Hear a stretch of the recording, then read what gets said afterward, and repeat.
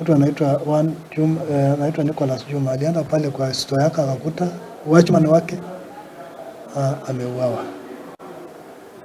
Masaa hatujui vizuri, lakini nafikiri ni ikielekea asubuhi.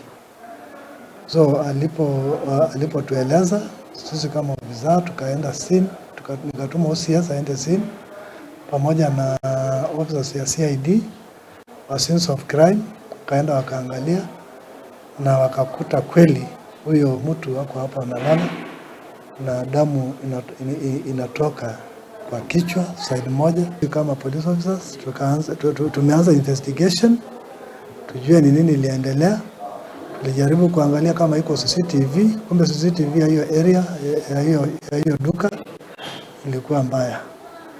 Lakini nataka kuhakikishia members of the public kwamba tutang'ang'ana kwa uwezo wetu yote tujue ni nani alifanya hayo na ni nani aliua huyu mtu. Pia katika hiyo duka is a workshop, duka ambayo inauza spare parts ya pikipiki, spare parts za magari.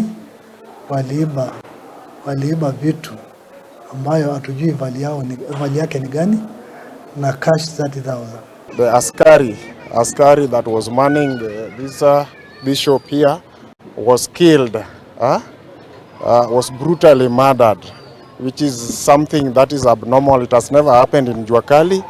But what I can say, Juakali, there has been a lot of series of robbery going on, but this is the first time we've seen somebody, an old mzee, being murdered for no apparent reason.